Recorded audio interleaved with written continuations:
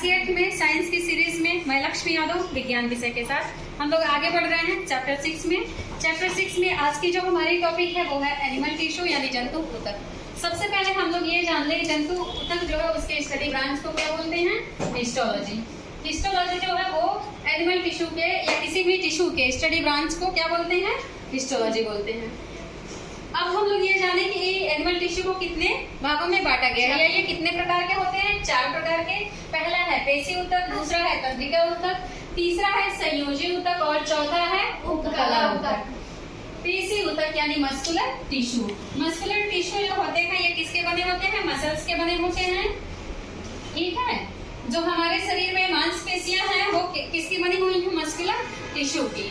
ये 3 प्रकार के होते हैं। पहला है, इसका पहला सब पार्ट जो है वो है रेखीय ऊतक और दूसरा है आरेखीय और तीसरा है हृदय। जो रेखीय ऊतक होते हैं ये हमारे शरीर में ऐसे जगहों पर पाए जाते हैं जो बोन्स हैं हड्डियों से जुड़े हुए होते हैं। इन्हें ऐच्छिक पेशियां भी कहा जाता है। ऐच्छिक पेशियों की इंग्लिश होती है वॉलंटरी। ठीक है, क्यों? क्योंकि ये हमारे शरीर में ऐसी क्रियाओं को करने में मदद करते हैं जो हम अपनी इच्छा के अनुसार करते हैं। जो ऐच्छिक ऊतक हैं जो ऐच्छिक पेशियां हैं वो किसकी बनी होती है? रेखीय ऊतक की। ठीक है, ये हमारे शरीर में बोन से जुड़ी हुई होती हैं और इनकी एक ड्रॉबैक ये है कि ये थक जाती हैं। क्या होती हैं? थक जाती हैं। क्यों? जब हम लोग हाथ पैर ज्यादा तोड़ देते हैं या ज्यादा चल देते हैं हमें थकावट महसूस होता है। ठीक है, तो थकती ये है इसलिए क्योंकि इसमें लैक्टिक एसिड का निर्माण हो जाता है। लेकिन इनका फायदा ये है कि हम इसे अपनी इच्छा के अनुसार मूव करा सकते हैं। ये हुआ क्या? रेखीय ऊतक। दूसरा है आरेखीय। आरेखीय ऊतक जो है ये हमारे शरीर में ऐच्छिक पेशियां होती हैं, यानी ऐसे कार्य जिसे हम कंट्रोल नहीं कर सकते हैं।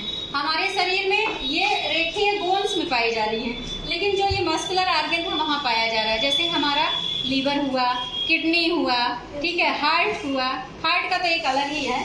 ठीक है, फेफड़े हो गए, मतलब हम सांस को अपने अनुसार नहीं चला सकते हैं। पाचन हमारे हिसाब से नहीं होगा।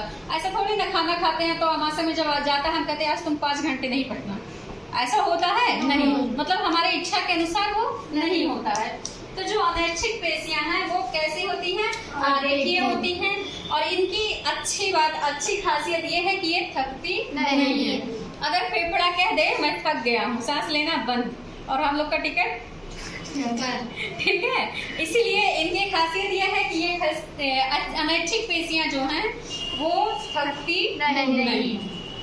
अगला है हृदय पेशियां। ये आरेखीय पेशियों का ही एक प्रकार है। ये होती है मुख्य रूप से सिर्फ एक अंग में हमारे शरीर के पाई जाती हैं, वो है हार्ट यानी कि हृदय। ये आरेखीय पेशियों का ही प्रकार है। ये भी अनैच्छिक होती हैं।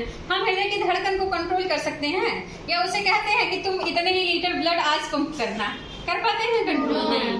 तो ये भी क्या होती है? इनवॉलंटरी होती हैं। ठीक है, ये था पहला मस्कुलर टिश्यू। अगला है नर्वस टिश्यू, तंत्रिका ऊतक। नर्वस टिश्यू या तंत्रिका ऊतक जो होता है वो हमारे शरीर के नर्वस सिस्टम में पाया जाएगा, मुख्य रूप से ब्रेन में और न्यूरॉन सेल में। ठीक है, ब्रेन में जो भी टिश्यू होते हैं, ऊतक होते हैं, वो कौन से होते हैं? तंत्रिका ऊतक होते हैं। तीसरा प्रकार जो है वो है संयोजी ऊतक यानी कनेक्टिव टिश्यू। ये कहाँ पाए जाएंगे? हमारे शरीर के ऐसे अंगों में पाए जाएंगे जो हमारे शरीर के अंगों को एक दूसरे से जोड़ते हैं। जैसे कि रुधिर। रुधिर क्या होता है? पूरे शरीर में क्या होता है? सर्कुलेट होता रहता है। तो ब्लड में क्या होगा? Connective tissue. ब्लड क्या है? कनेक्टिव टिश्यू है। ब्लड का ही एक पार्ट होता है, लिम्फ हिंदी में बोलते हैं लसिका। ये भी क्या है? कनेक्टिव टिश्यू है। इसके अलावा हमारे शरीर की हड्डियां एक दूसरे से जुड़ी है ना? Yes ma'am. तो ये कहाँ पाया जाएगा? बोन में भी। और कुछ ऐसी हड्डियां हैं हमारे शरीर में, बोन मतलब अस्थि, कार्टिलेज मतलब उपास, मतलब कार्टिलेज जो कैसी है? सॉफ्ट है। जैसे ये हमारा कान है, यहाँ की जो बोन है वो सॉफ्ट है। नोज के टिप की बोन जो है वो क्या है? सॉफ्ट है। तो ये क्या है? कार्टिलेज है। कनेक्टिव टिश्यू वो ब्लड में, लसिका में, बोन में, कार्टिलेज में यहाँ पाए जाते हैं और ये अंगों को एक दूसरे से जोड़ने का काम करते हैं। Is it clear? Yes ma'am. कोई दिक्कत? No ma'am. नहीं तो ऐसा हो अगर ब्लड एक दूसरे अंग को ना जोड़े, वो कह दे हम किडनी में जाएंगे और लीवर में नहीं, तो क्या सर्वाइवल संभव है? No. नहीं। अगला चौथा प्रकार है उपतला उदक एडिपोज टिश्यू। एडिपोज टिश्यू जो होते हैं ये कुछ अच्छी चीज है। ये किसका बना होता है? फैट का बना होता है। अब वो लोग सोचिए जो लोग कंकाल तंत्र हैं, ठीक है। एडिपोज टिश्यू जो होता है वो फैट का बना होता है और ये जो लोग हेल्दी होते हैं, मोटे होते हैं, उनमें ज्यादा होता है, ठीक है। और ये ब्यूटी प्रोवाइड करता है। आप लोग देखते होंगे जो लोग थोड़े मोटे हैं, गुल्लू गुल्लू होते हैं, ठीक है, तो ये क्या होते हैं? ब्यूटी प्रोवाइड करते हैं। कोई सॉफ्ट मोटा होगा तो ही सॉफ्ट होगा, और ठीक है। इसके अलावा ये पाए कहाँ जाएंगे? एक चीज और, एडिपोज टिश्यू जो होते हैं वो फीमेल में 20% मेल से ज्यादा होते हैं। पॉइंट ध्यान से सुनिएगा, फीमेल्स में मेल से 20% ज्यादा एडिपोज टिश्यू होते हैं। देखिए ठंडक वंडक में देखिए जब शादियां होती हैं, जेंट्स लोग जैकेट मफलर सब पहन लेते हैं, पर हम लोग क्या स्वेटर नहीं पहनते हैं। लोग दिसंबर तक की शादियां अटेंड करते हैं क्योंकि फीमेल्स में एडिपोज टिश्यू मेल से 20% ज्यादा हैं। आई बात समझ में? Yes. और जो लोग मोटे हैं उनमें पतले लोगों से और भी ज्यादा हैं, ठीक है।